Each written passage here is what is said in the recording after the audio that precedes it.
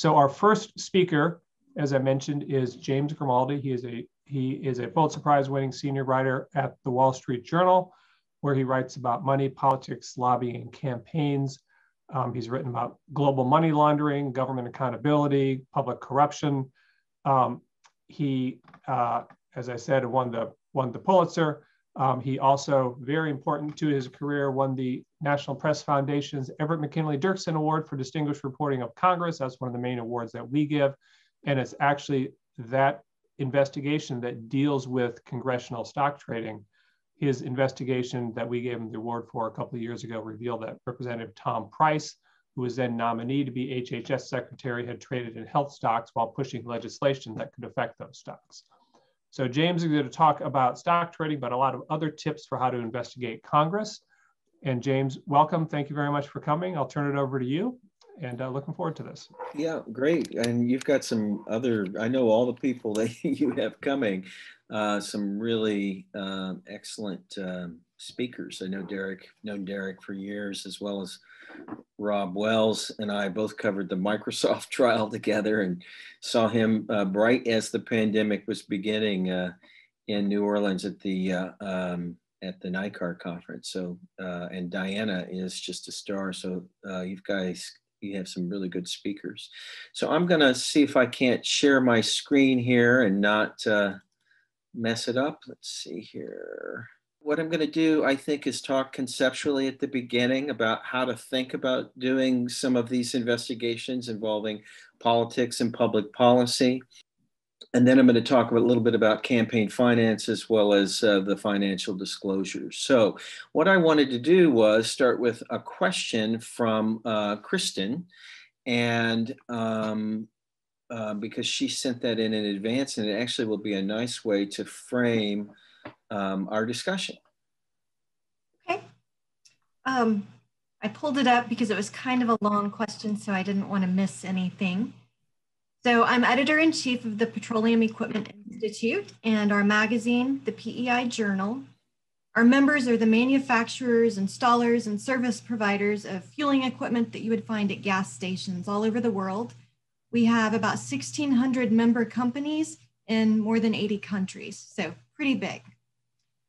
Recently, I ran a story about the Biden administration's climate change plan. I didn't write the story, but it did run in our magazine, and I got some fan mail. One of the members said that it was nothing more than Biden propaganda.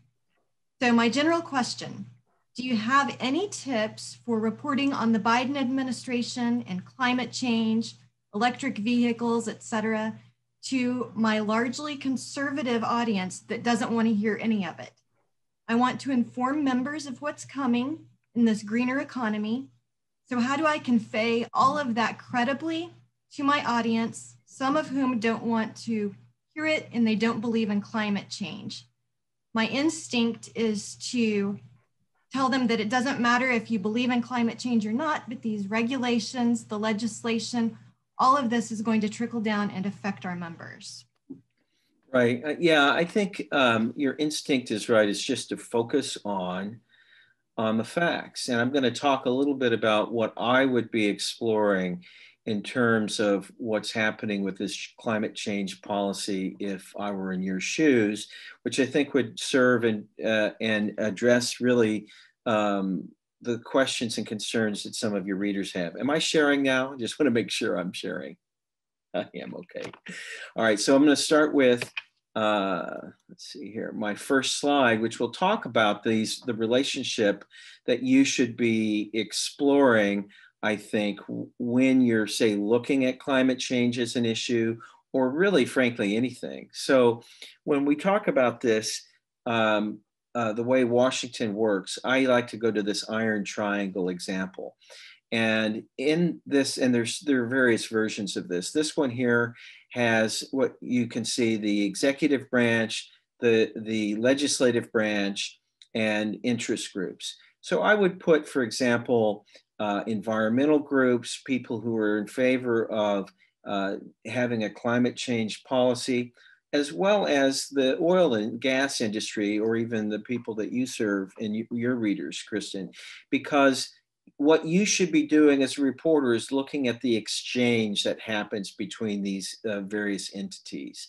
And that would include the kinds of lobbying efforts that are going on, both from the sort of climate and environmental, the green groups, as well as some of the industry groups. Given the fact that this legislation has been proposed, and I haven't even looked, but I could tell you, I'm sure there's going to be a lot of money spent on lobbying. And that will also probably involve campaign contributions, which we're going to get to later on. Here's another version of the same thing. And as you look at these relationships, you should also be thinking about sources and documents. And I'm going to talk about places that you can find sources and documents when you're examining this. By the way, a lot of this can be done really from any place. You can do so much more. We're now doing this work via remote. You can still be looking at many of these documents online. The old days, you had to go into physical buildings and actually look them up. And nowadays, you can do a lot of stuff right from your living room or your home office. Let's see, we'll go to the next one. So when you're thinking about writing stories on these topics, I always try to think of spectrum of stories as you're going into it. And we could take climate change as an example. One thing you might want to think about doing is spotlighting the climate change czar, the people who are involved in this. It might be John Kerry or what have you. In other administrations, it might have been the energy secretary. And when you're looking at this spectrum, you want to think about everything from what could be a basic background on an individual by looking at all of their credentials and their accomplishments.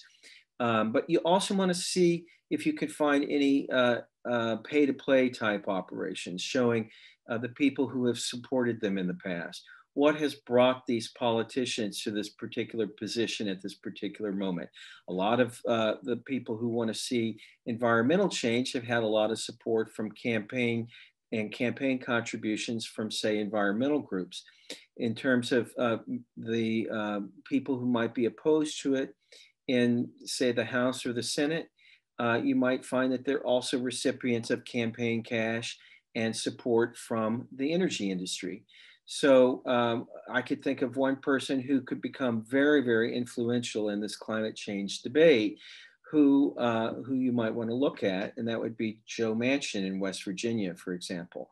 Joe Manchin, I think if you looked at the campaign contributions and his background, would see that he comes from a state, West Virginia, that produces a lot of coal and a lot of energy and a lot of jobs.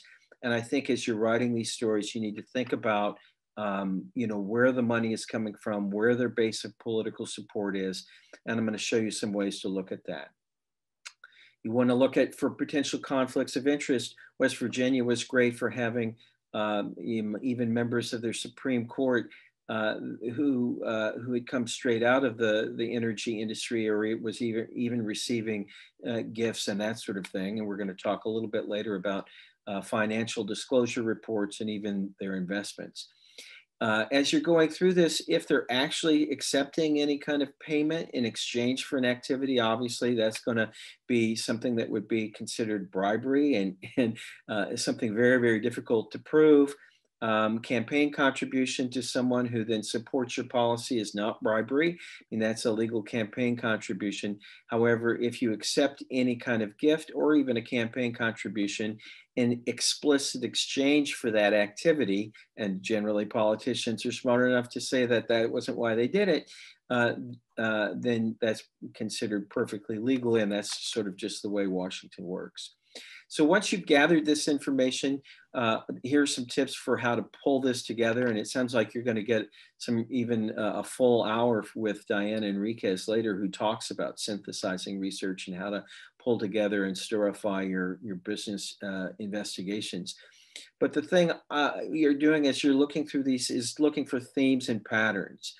If you take the example of the climate change, you want to see exactly what's happening in the public realm in terms of the think tanks or the organizations that may be supporting or opposing these things.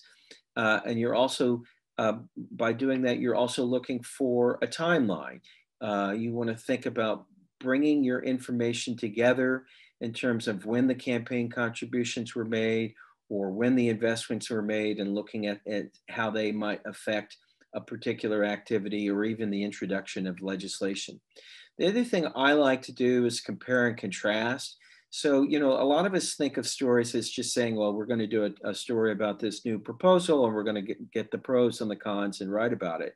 But, you know, I think it's sometimes good to gather data in terms of campaign contributions or financial investments, or whatever databases you might be able to look at. Derek is going to talk about that in the next hour, and compare one database with another. That's something that I think a lot of people will take a database like you'll be talking about with these contracts that Derek is going to be talking about. We did a lot of contract work also at the Wall Street Journal last year. And one of the things that people don't think about doing when you get a set of contracts or even the letting of contracts is thinking about what could you compare that to. And I've done this in the past where I've actually looked to see if there's any kind of connection between a campaign contribution to a lawmaker and some kind of pressure on government to give a contract to a particular company. If you can make those kinds of connections, they make for great stories. When I was covering Hillary Clinton's campaign for president, I began trying to think of like, well, what should we be looking at? And I started when she started, which was 2 years before she even ran. And at that time, we were interested in the Clinton Foundation, and she had just come out of the State Department. And we knew that we were able to scrape the Clinton Foundation database and look at all of their campaign contributions that they had, not campaign contributions, donations they had received to the Clinton Foundation. And I thought, well, what would we compare that to? And I thought we could compare that to her activities as Secretary of State. And at that time, we had the WikiLeaks cables, which were very useful in sort of looking at what she was doing on a day-to-day basis. Plus, she had also written a book that talked about all of the things that she had done for a variety of companies when she was fighting for jobs. And we found a lot of examples where, for example, there would be a donation from the Boeing Corporation right after a time when she had gone to Russia in order to champion Boeing and sales of Boeing jets to Russia at that time. So think about databases that you can compare. You might build your own database or your own timeline and compare that with something that you may have built. For example, these donations database that we had from the Clinton Foundation. We had previously done something very much like that years earlier when we looked at George W. Bush's campaign, and we took the pioneers and rangers. Pioneers and rangers, when you're looking at campaign contributions, we're going to get a little bit more in depth in that. And we have a very good question about the effectiveness of that. But one of the things that I'll talk about a little bit is big donors are not big anymore because they're limited to what they can do, but they become very much more powerful if they become big fundraisers. And Bush had these programs that he called Pioneers and then Rangers for individuals who would raise $100,000 and then $250,000 to his campaign. Those people became kind of super donors. They had obviously maxed out in their own personal campaign contributions, but then went around and raised a lot of money for the campaign, upwards of $100,000 and $250,000. We then took that database that we had built on those donors, and Bush had publicly released those names, and then compared to what maybe they got in the Bush administration. We found that many of them had gotten appointments. No surprise, many of them had become ambassadors, but some had become cabinet secretaries, or what have you. All right, how do we connect the dots? So before we do this, we have Alexander. If Alexander could ask his question, I wanted to talk a little bit about campaign finance now. Sure. Thank you, James. So I guess in the similar vein of what you were just talking about, we talk about how for specific individual donors, the amount of money that they're giving it's relatively modest, a couple $1,000s per cycle. But so if you're maybe, say, a top Facebook executive, you're maxing out your donations to, you know, several different candidates. I guess just kind of what are your thoughts on what that, I guess, wink and nod exchange, and then what they expect of that lawmaker when they're making that donation, whether it's for Congress, for governor, and certainly that impact, it's magnified through dark money contributions. So I guess just where are the windows into those dark money contributions? And then when you want to look at what any specific donor may be after by donating to, and what their motivations are for donating to a politician, just, I guess, what are your best practices for like following that donation all the way through? And I guess, what does it look like at the end? Excellent question. Yeah, that's exactly the right way to think about it. So first of all, you're right that which I referenced. We talked, and I'll show you that this is my list that I'm going to walk through here about what were places where you can look. But the first thing to start thinking about is what else can they do after they've maxed out? Well, one thing they can do is they can actually hold fundraisers, and that still happens. In the pre-Trump era, we actually looked a lot more closely at fundraisers than and Biden actually had a lot of fundraisers. So we're kind of back to sort of a little bit more normal. But how do you find those when you're going through campaign finance reports? The thing is to look for bundles and dates that may have happened on the same time. Plus, there is a thing called the political party time, where people are crowdsourcing campaign fundraisers, and sometimes you can actually put names of individuals into political party time and actually find out what they're doing. So those are two things. Because as I said, you can become a pioneer arranger back in the George W. era. I mean, everyone wants to have big donors.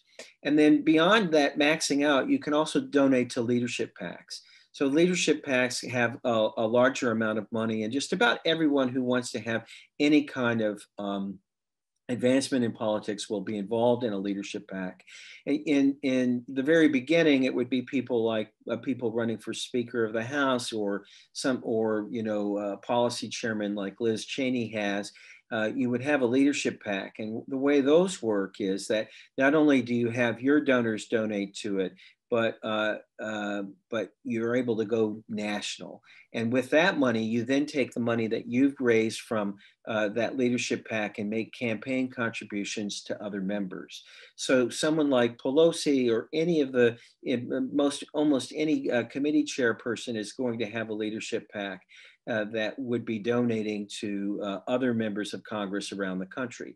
So if you've got someone like at a Facebook or what have you, you want to see who they're donating to and which committee chairman they're donating to, not only to their individual campaign, but their leadership PACs. And we'll talk about websites that you can go to and what you want to look at, but you want to look and see the people that they're donating to and where they're maxing out to, whether they're actually doing this which of the committee chairman. That will tell you exactly where they're trying to get some influence. So, energy and commerce often will be a committee. If you're a healthcare executive, you might be donating to the Senate Health, Education, Labor, the Health Committee, as it's known. So you want to follow the money that way. And then, of course, there's the party fundraising. The parties, the DNC, the DCCC, the RNC, and the Senate and the House each have their own campaign committees, and those numbers can be a little bit larger. And then finally, as you talked about, these you can have these independent PACs as well as dark money PACs, and we'll show a couple of places where you can follow some of that. So what I like to compare that information to is also looking at some of the ethics and financial disclosures of some of the individuals. So this is when you're looking at the politician. And one of the things that you might want to look for on some of these financial disclosures is whether they're involved in any particular local charity or something in addition. So if you want to influence, say, a member of Congress, and you've already maxed out on all these different party committees, maybe they're on the committee of their local Boys and Girls Club or the local Red Cross, or they may have some school charity that they're very interested in. if you're actually a lobbyist, you're required to file these both any kind of gift that you have made on behalf of, say, a member of Congress with the Secretary of the Senate or the Clerk of the House, and you can find those on their websites. For each politician that you're looking at, you need to go through the financial disclosure forms, as I talked about, these ethics. And I'll show you where I get them on the federal level, and you guys might have some places that you look. But you want to also make sure that you're doing this with your state and your local officials to the extent that you need to do that. Also, we want to look at legislation and co-sponsors and committee work. If you're committee chairman, obviously, you're going to have a lot more influence because you get to decide what legislation comes to your committee and what actually gets marked up as a bill. And then finally, you want to also keep an eye on constituent services, because if you have a local company that may have, or even a big company like Facebook, you may find that lawmakers are writing letters to federal agencies on behalf of those entities, and you want to follow those letters. You can actually file a Freedom of Information Act request to find out what letters they're writing on behalf of, say, an agricultural company that may be in your state of Iowa or what have you. Those can be obtained through the Freedom of Information Act to the U.S. Department of Agriculture, for example. You can't obviously FOIA, you may or may not know this, you can't FOIA a member of Congress because Congress exempted itself from the Freedom of Information Act. All right, so we're going to talk a little bit about where I go to look. Let me just stop for a second and see if I could get some people to tell me, for those of you who do campaign finance work, just speak up, unmute yourself. Tell me where you go to look for campaign finance records. FEC website. FEC.gov, that's one. What else? I go to House and Senate disclosure reports to see what they report. Right. Anyone else? I find Open Secrets easier to navigate than the government direct websites. I do too, and that's the one that I use, is Open Secrets, and they link to the others. Now, that may be because I've been doing it for a long time, and actually FEC.gov has gotten better over the ages, and can actually be better to search. And I do it more episodically than I do regularly. I'm not covering Congress, although I think anyone who covers Congress definitely should be looking at these. And I love these websites. I have some complaints about Open Secrets these days, and some of their search engines and where they've hidden some of the stuff, and the fact that they want you to go just to the main search thing, and it doesn't always work. And it's hard sometimes to find these pages, but I do love these pages where you can actually take an individual like Nancy Pelosi and you can get a nice summary of everything right up there. You can look at everything from elections, the industries who are supporting her, the PACs, the contributors, individuals, geography. There's a whole list of data that you can get a nice snapshot. And I would encourage you that anytime you're writing about any particular member of Congress, that you at least take a look at that. And for Pelosi, she's going to be getting money from everyone, right? It's probably even more valuable for your local member of Congress, because you could say, well, where are they getting all their money from? And because that has an influence, especially if you've got a member of Congress who has a relatively small campaign, not multi-million-dollar campaigns, but say under $1 million or maybe just a couple $1 million. That's where some of these campaign contributions actually could make more of a difference. So another place that I have used in the past is Political Moneyline. At the beginning of the internet era, they were one of the very first and the best that was out there. It was formed by a guy named Tony Raymond.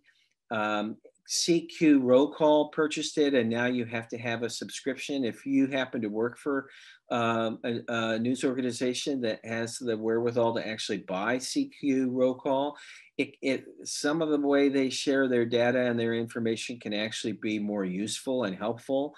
And Tony Raymond, I think, and Kent, I've forgotten Kent's last name, who actually I think come back in every once in a while and will actually produce some content and some stories and actually some leads that are pretty useful.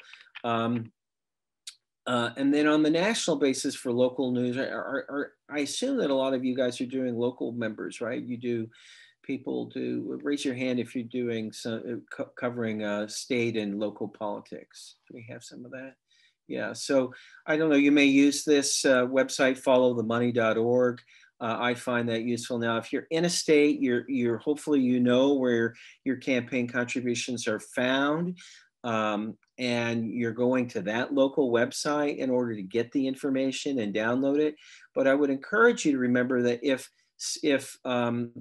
there's a company, say Caterpillar or Facebook is making campaign contributions to your local, some of your local politicians, you should go in and take a look and see what they're doing on the national level, because that may lead to other stories.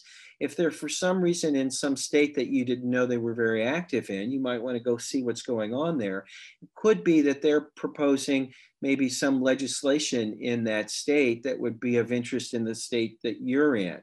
And you can actually see, oh, there's a movement nationwide perhaps to get some law that particular company is interested in. It may end up helping you find a trend story that you weren't thinking of. So how many of you have ever used Legistorm? Do you guys know about Legistorm? Yeah. So, and when you use it, do you pay for it? No, you're using it for... I don't think so. I don't think we paid for it in the past. Yeah. So. Yeah, so they do have, Legistorm is a great website. It's really valuable for those of you who don't use it. It was founded by a guy named Jock Friedley, who previously had worked at The Hill, and he was the first person to provide, would go through the clerk of the House reports and actually input them so that you could see how much money each staff member was being paid. It was quite the sensation when he started doing this, I think about 10 years ago, because no one knew what anyone else was paid without going through the clerk of the House report, and then they're filed quarterly and you had to multiply by 4. He has standardized a lot of this. He also has been increasingly bringing in more and more information that is very, very valuable about members of Congress. They've got they're following tweets of members and deleted tweets, and just every year he's bringing additional information. Now, if you're getting caught behind the paywall, I would always advise anyone to ask if you could get a free trial. And sometimes, because Jock was previously a starving reporter like all of us have been at one point in our career, or working for a news organization that is starved of funds by Alden Capital, you can implore on him or beg of him either a discounted rate or a free rate. If you click on the free demo, he's willing to do that. I've asked him in the past, you can say Grimaldi was talking you up and said, you've got a great website. Can you mind giving me a free demonstration? And I'm sure that he'll do that. So before the last session, when I did this, I don't know if you remember, in the impeachment, there was this lawyer, Daniel Golden, and just for fun, before that session, he was the one who was asking all the questions in the first Trump impeachment. And I was able to look and see that he was paid $106,000. I think he ended up getting more than that. But you get these very interesting bios about where they have worked. You can see in the past. If you're interested, as you know, probably know this as a good reporter, that if you're looking to get into the innards of a particular political office or a politician, that you want to be thinking about looking for former people. LinkedIn is always a great place for that, but this is also even better in terms of doing that. You can do that also if they go into lobbying. You can find revolving door profiles of lobbyists who work for former members. Sometimes you can get some really good information from these folks. Okay, other places that you should check.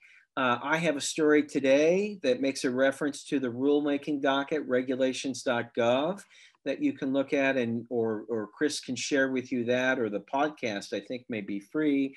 There's a podcast about the story that I did. We did a big project looking at comments that are put on rulemaking dockets. These can be very, very rich areas to mine in terms of looking for information about companies that you might be covering. Obviously, lawsuits, depositions, exhibits, criminal records, property records. You want to make sure if you're doing a profile on a politician, that you're going through all of these potential records that are out there.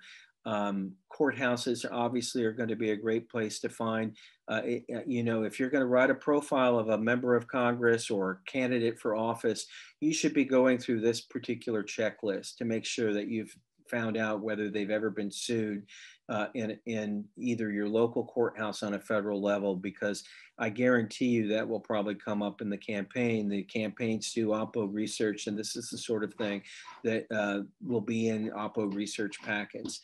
You want to look up corporate records. You want to be looking in the SEC or your Secretary of State. I like to use Open Corporates, which, if you haven't used, is a valuable place to put in a name of an individual or a company to look and see, are they on the board of a company, or do they have some LLCs that you didn't know about? Charities and tax returns, you can do, a lot of you probably know about GuideStar. We've used Citizen Audit, which is a subscription site, but a pretty good site. The Foundation Center has a lot of records that are now available for free online. And ProPublica also has a charity explorer that I would recommend you look at, and you can put names of officers in. If, again, you're having an individual that you're investigating, it may be a candidate, someone who wants to be a cabinet secretary, or she might be running for office. You want to make sure you're putting those names into the search engine for Open Corporates.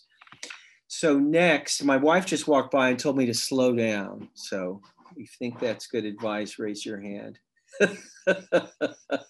I feel like I've got a lot of material to get through. All right, so think of all the possible related documents you can get. What was, yeah, so these, whoops, sorry, wrong way. So hearing transcripts, they can be very valuable when you're looking at individual politicians. You want to go see what kinds of questions. A lot of you are probably watching these hearings now online because they're all now virtual, and for years now they've actually been watchable online. You don't really have to show up in person, but if you're getting the transcripts off of the committees, the kinds of questions that they're asking can be a real tell. You know how the kabuki theater of these hearings often can go. You have some members who are going after a particular witness and others who are providing cover. And this was actually, we mentioned the tech companies, when Facebook and Twitter and all these social media companies that were testifying, you could see exactly where they were coming from based upon whether they were doing softball or cover questions, or whether they were asking hard, penetrating questions. Most of them were doing both. I'm sorry, most of them were bipartisan, kind of because both, I think, the Republicans and the Democrats these days have a bone to pick with a lot of these social media companies. But it is worth looking to see, while you're writing about them, to see where they're getting money. If they're asking really soft questions, I would at least go into the open secrets and see, you know, what does it look like in terms of their tech. Inspector General reports. A lot of those are searchable online. I would make sure that you're looking for audit reports. You can find a list of all inspectors general at ignet.gov.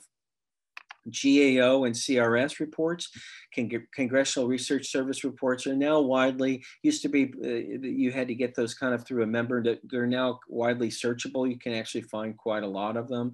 And GAO, you're making sure on any topic that you're writing about, whether it be climate change or the oil and gas industry, if you should be keeping an eye out on what's being released or has been released. There could be a lot of information in the past that would be very useful for anything that you're writing about. Budgets, obviously, OMB filings. You know, a lot of people like to dismiss the budget as a dead letter when it arrives, but when the budget is proposed by the president, it really shows their priorities, and it could be, I think, valuable information in terms of understanding, you know, what issues may be coming up in the year. If you're looking at any companies, you're making sure you're going to sec.gov and looking at business records. And for individuals, and this is something you might want to, you would probably have to FOIA, you'd be thinking about trying to get emails, correspondence, desk calendars, entrance and exit logs for individuals that you're looking at. And then a lot of times people forget about the being able to look up, trying to get manifests for aircraft or flight logs. And then congressional correspondence of federal agencies, which I talked about a little earlier. You can often just get a log of all of the correspondence that has come from an individual member to a particular federal agency by writing a very quick FOIA to the Freedom of Information Act officer in an agency. So we're going to talk about this award because it gets into the very issue that I think some of you wanted to know about, which was financial disclosures and specifically stock trading. So the way this story began was when Tom Price, who was a congressman from Georgia, was nominated for Health and Human Services Secretary. We got a tip that talked about his stock trading. So if you were me and you got that tip and that he was trading stocks in healthcare stocks, and he was going to be the healthcare secretary of HS, where would you look? Speak up to anyone if you got that tip. Where was the first place that you would go? Financial disclosures. Right. And where would you find those, Nick? So I have a Legistorm account, so I usually start there because it's easier, but then you can also go to, I guess, the what is it? Don't the House and Senate each track those? That's right. Who else tracks them? Who knows?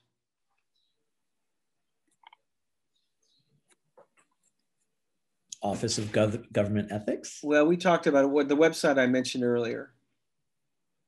Who was it? In my screen, it's the lady underneath you, but I've forgotten her name. She says she uses it for campaign finance. Well, the place I go to is Open Secrets. So I would start with campaign contributions, financial disclosures, legislation. You want to look at the legislation that they may have. Senate committees, vets nominees. So you know that they're going to be doing some research as well. And they'll be, when they actually have the nominee come forward, they send them a questionnaire. You want to make sure that you're getting that questionnaire. And in fact, this is what the nomination looks like when you get it.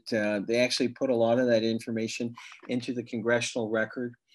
And that information will include all of their, a very detailed kind of questionnaire that they're asked to fill out, which would include their date of birth, their addresses, their hometown of birth. This information, when you have someone who's up for a Senate confirmed spot, could be really valuable. And you mentioned, Nick, the Office of the Clerk. This is what that website actually looks like when you want to go look at the financial disclosure reports.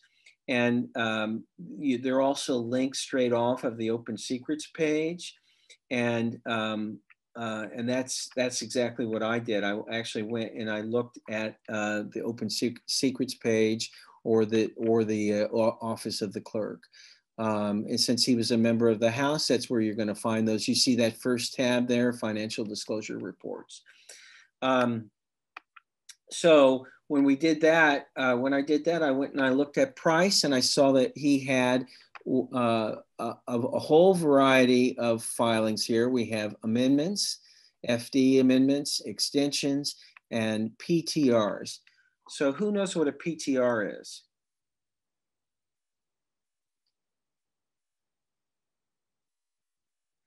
Hearing none, I will tell you that a PTR is a periodic transaction report.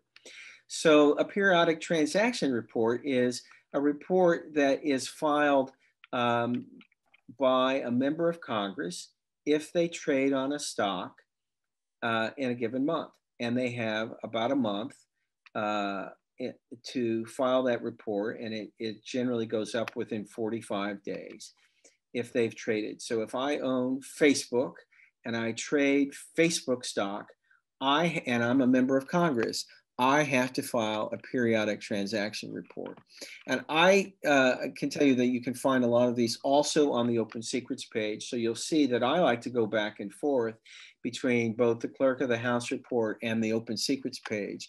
And you're going to find that on the Open Secrets page, they'll have in the profile of the individual, you'll for Tom Price, who was a member at the time that he was nominated to be Secretary of Health and Human Services, that this is what his page looked like. And you could actually click on that page and find the financial disclosures. And this is what a periodic financial disclosure actually, this may be the annual report. You can see that he was trading on these various entities. You'll see in the first column, you'll see the actual name of the asset, which Victory Global Natural Resources, and that I think sounds like a mutual fund.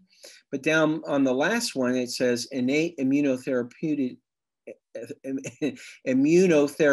Limited, in which he actually purchased a stock on August 31st and notified the transaction on 9/6/16 in the amount of between, looks like $50,000 and $100,000. So they have to report these transactions in ranges. They don't have to report the actual amount.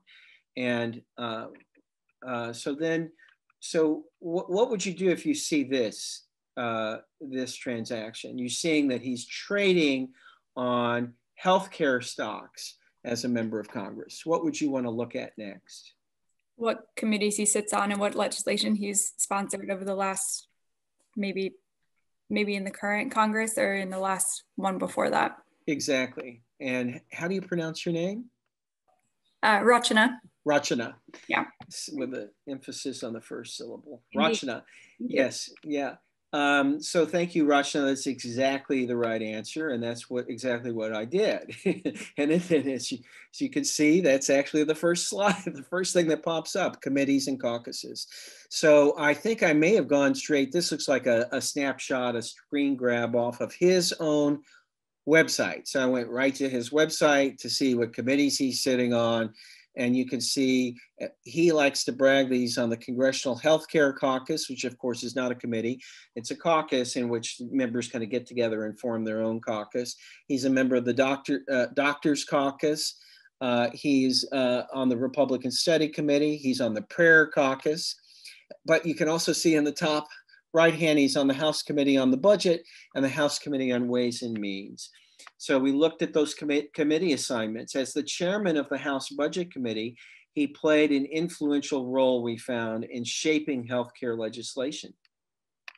So Ways and Means is what? You guys know what that is, right? Taxes. Yeah, so that's the tax committee. I see heads nodding. And so he was on the subcommittee for the Health Subcommittee of Ways and Means, which oversees Medicare. That's obviously, huge subject of oversight. And then he was a member, as you can see, as I mentioned, of the Healthcare Caucus. And when you dug into the Congressional Healthcare Caucus, you saw that it had called for the Republicans' Congressional Healthcare Caucus, the repeal of Obama administration's health overcall, basically Obamacare. So then what I did was I compared the financial disclosures to his legislation, and I went back to Open Secrets. So the thing I did at Open Secrets is I wanted to see what legislation he had introduced, right? Remember I talked about comparing databases. You want to compare one set of data to another set of data. So we know that he has these financial disclosures. We found a whole bunch of trades. I didn't even show them to you all. Maybe it's in one of these screen grabs your slides. I think it's here somewhere. But he had all these trades. And then so I wanted to see what legislation, and you could just see by looking at the titles of his legislation, and it's I find this, by the way, easier to search than house.gov or congress.gov, and those are improving sites actually. But when I was doing this, it was easier just to look at the legislation tab here for Tom Price. And you can see he had the Medical Freedom Act of 2015, the Medicare Patient Empowerment Act of 2015, Empowering Patients First Act, the Rescue America's Healthcare Act. He's got all this legislation that he's introducing, that is related to healthcare. At the same time, he's doing what? We created a database based on, just to let you know what we did, we took his financial disclosures, which were all in PDFs. It really bothers me that they do that, but they do that. It makes it very difficult. I see some smiles of familiarity for some of you. And I put them into a spreadsheet so that I could look at it. And I put them in these ranges so you could see how much he was trading. By the way, I will make a note. You'll see on this line here, Athena Healthcare. On certain occasions, some of these members will actually attach their trading, receipts that they got at the end of the year, and you can find out the actual amount so that you don't have to look at this 1,000 to 5,000 range. So in certain cases, we knew the precise amount because he had his broker, statement at the end of the year, and we can actually input that in there. So we've got those two data sets. We wanted to do what? Compare them, right? And we wanted to see when they were introduced, and we wanted to see what we could find. And basically, by making this kind of comparison, we didn't find a whole lot where we were seeing that the stock was influenced by the legislation, but we were able to get a good story out of it. And the story was right there. Can I have someone, because I need a sip of something to drink here, just read that first sentence for me, please? Yeah, I can read it. President-elect Donald Trump's pick to run the Health and Human Services Department traded more than $300,000 in shares of health-related companies over the last 4 years, while sponsoring and advocating legislation that potentially could affect those companies' stocks. Right.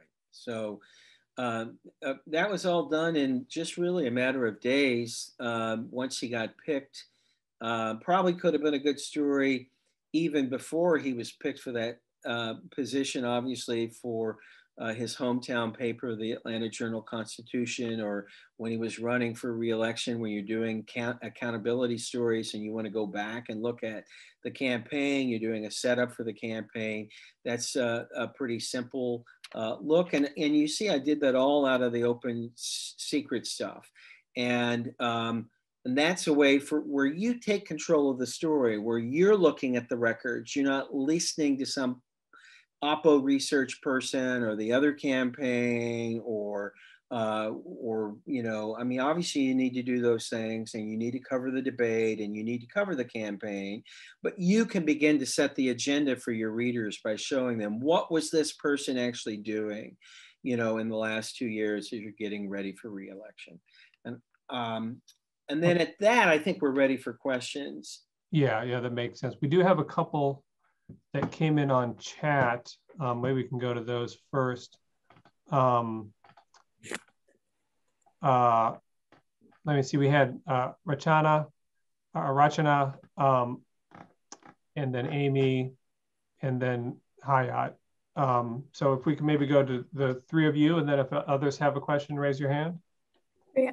So thanks so much for your presentation. It was super helpful. I just wanted to know if you had any thoughts on whether, campaign donations, other contributions have the same political potency with especially members of Congress now as they did maybe 10, 15 years ago. And do you have any suggestions for how to appropriately contextualize the money with other, sort of influencing, techniques and methods that kind of shape their behavior? Yeah, as your question correctly suggests, it really has changed. I mean, when I first came to Washington 25 years ago, it was all about campaign finance and and Center for Responsive Politics. Now these small donations really don't make as much difference as I mean, they do make a difference and they are important. But in many ways, there's been a democratization, people able to raise small dollar amounts.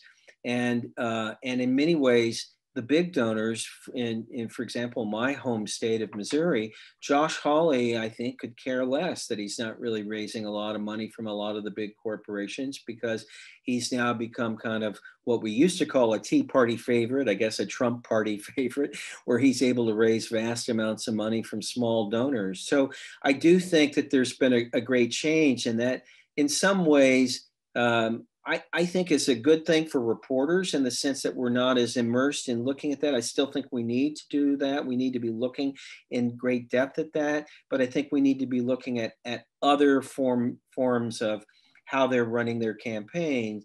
And that's where the real cutting edge is. We're doing a lot of this. Everyone's doing some of this, like looking at social media. How are they doing the social media ad buys? And that's where you get into a much more complex and in-depth training session, and trying to follow the money in that way. How are they able to get their messages out? I mean, I think you should take a look at the story that, and maybe Chris could send it out, that I did today, which also links back to a story I did in 2017, the New York Attorney General's office.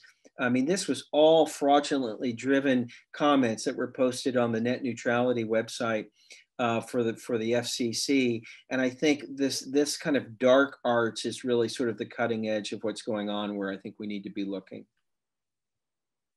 Okay, next up, Amy. Yeah, looking ahead to governor's races, which are starting to pick up, is there a state equivalent of open secrets for all states or any states? Yes, it's followthemoney.org, and and I've used that for years, and they will give you kind of this national look at fundraising. I'm not the best user of that site. I know there are a lot of people who use it all the time and are really quite skilled, but you can actually download data sets and get a sense of where the thing is, and then take a look at individual states in terms of their individual campaign finance sites. They're also a very user-friendly organization, in that I think if you had some difficulties using the site, which I have, you can actually call them or email them and ask for tutorials or a little bit of advice about how you want to do that. And by the way, when you're looking at those governors groups, I mean, those governors are running, you don't forget to look at the governors associations. You, of course, have the National Governors Association, but you have the Republican and the Democratic Governors Association. So the DGA and RAGA are very, very influential in terms of some of these governors. And I would follow the money closely that's going there and seeing what states they may be investing in. You may be able to find, yeah, that's my basic advice on that. But you definitely, I think in governor's races, following the money is still an important goal, maybe less so than, like I said, some of the big national campaigns. Amy, we've had the research director for the National Institute on Money and Politics, which is followthemoney.org. Pete Quist has been on for a couple of trainings in the last several months, and they have some great resources. One of the cooler tools that they've developed recently, they call power mapping, which looks at a particular piece of legislation and a particular lawmaker, and tries to make an estimation based on that lawmaker's donations, where they're likely to end up on that piece of legislation. So it's a good way to kind of connect the dollars with the governing. But Pete, they have a lot of good tools, and I'll send you the link for our sessions that we've done with Pete Quist. Next, we have Hayat. Yeah, I was just taking a look at Follow the Money, and in my state, Idaho, they got an F ranking on the contribution disclosure score. I was just wondering if you had any tips on how to approach a story about a lack of transparency, or how to find more information about contributions if they're not readily available? Yeah, I do. What's your news organization? I'm with the Idaho Statesman. Okay. Yeah, I love transparency stories, and my editors don't so much at just about every place I've worked. And I think embedded in your question is that very fact, right? Because we want to say, hey, they're not disclosing this, and it's sort of like, yeah, you suck it up, you got to do what you got to do. I do think trying to get behind where the money is coming from is good. And I think there you've got to dig a little bit more. So this is where, I think you go to the competing campaigns, and I will tell you that I think you're able to find better information about where money's coming from say a Republican from another Republican than you would from a Democrat, and the same thing for the Democrats. So I think I would highly advise that you dig in deep with the primary candidates and the challengers, because a lot of times they know where the money is coming from, and they can tell you, oh, this person is with them or that person is with them, in terms of being able to figure out where the money is coming from. In terms of trying to trace LLCs and corporations and dark money, I really love this Open Corporates website that I talked about, but I also love secretaries of state. I find that, if you've got a corporation that's incorporated in your state, the secretaries of state are often very good. Sometimes the officials who are in charge of the offices for disclosure in those offices can actually be helpful, and I would advise even talking to them. And then don't be afraid to talk to transparency groups that advocate for more transparency, like the Reporters Committee for Freedom of the Press, or what have you, on all sides, to see if you can't get comments about that common cause. Or I think they tend to be more on the left, which gets a bit dicey in terms of how you're quoting and what's happening there. But to the extent that you can find people are pro-transparency on both sides. Usually there's one or two in every legislature, and you could kind of get them to comment for stories. So those are my tips. Okay, so it's 12 now, but we'll go a little long. We have 3 questions in the queue. I'd like to get to all of them. We have Emily, and then McKenna, and then Nick. So Emily first, and tell James what your outlet is. Hey, Emily Wilkins with Bloomberg Government.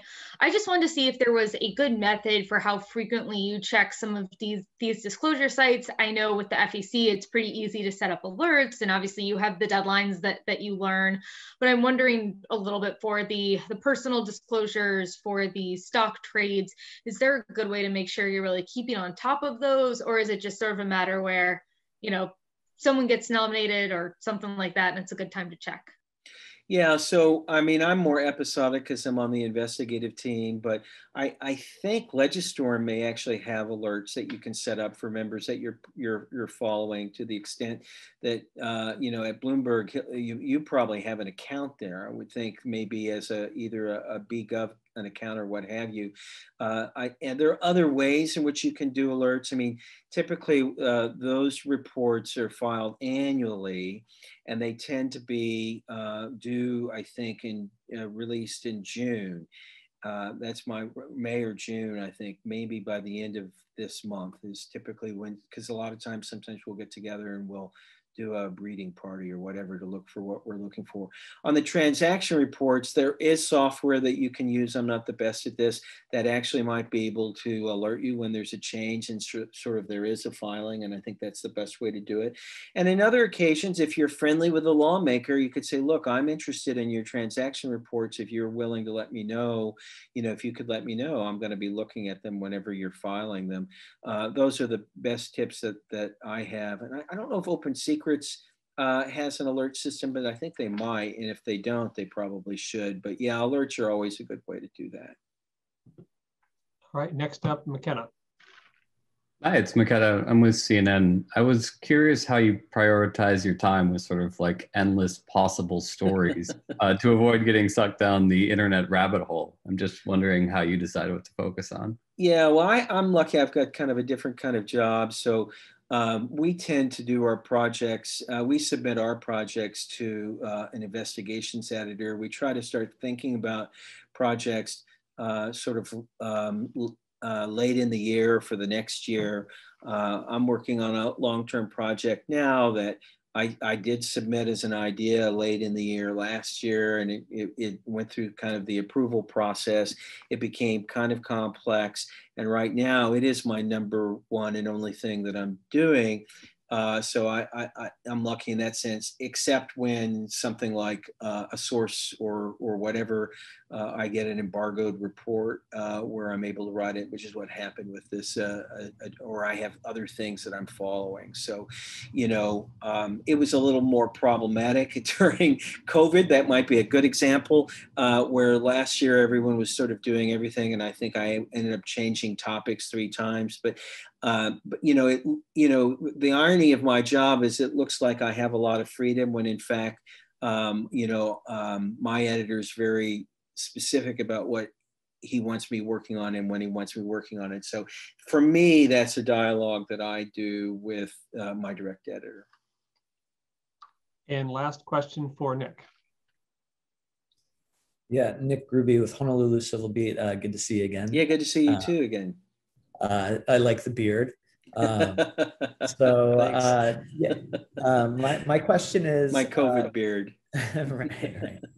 My question is about congressional testimony, and if there's an easy way to search it that goes beyond just going to each individual committee website. For instance, I covered a single delegation.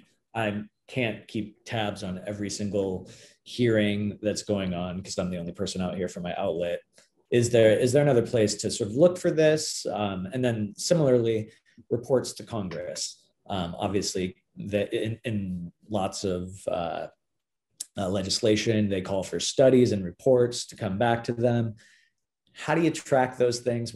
Are there easy ways to find them, or is there a clearinghouse? Yeah, there is no clearinghouse, but I'll take the last question first. So any report to Congress is FOIA-able. So when you find out there's one, you can actually FOIA it. It being a report to Congress, if it's a good agency that's well run, it probably will be on a website. If it's not a transparent and well-run agency, you may have to FOIA it, which seems crazy, but you do have to do that from time to time. This should be something that also may be in what is known as what we used to call the FOIA reading room, which in the old days was a physical place you went to, but now they have virtual reading rooms. It's all online. I think they've renamed them FOIA libraries. So the law requires them to post things that are often FOIA'd or freely accessible documents on the FOIA library. So I would be regularly checking the FOIA libraries. You could probably set up alerts for those. Now, congressional testimony, I take it from your question that you don't have Nexus, Lexis, or Factiva. Correct. Yeah, because as you know, if you've got either of those, you can set up alerts for congressional testimony in particular in order to watch for certain things, which is what I would have suggested. There may be ways around that this would be the cheap man's version of setting up alerts that I would think would be congressional testimony doesn't always end up in the congressional record. In fact, it often does not. A lot of the testimony is not even online, and in fact, it's really through some of those services that you have to think about. I'll have to think about that and maybe email you or get back to you because it's a pretty good question. But yeah, if you've got LexisNexis or you've got Factiva, it's actually pretty easy. You just set up a little alert. But because those are actually services that are provided, there are still services, transcription services that basically put them up online and they're CQ and and others. I don't think Legistorm is doing any of that at all yet. So yeah, I mean, that stuff should be free. It should be put up online, and it's too bad that it's not. Okay, thank you.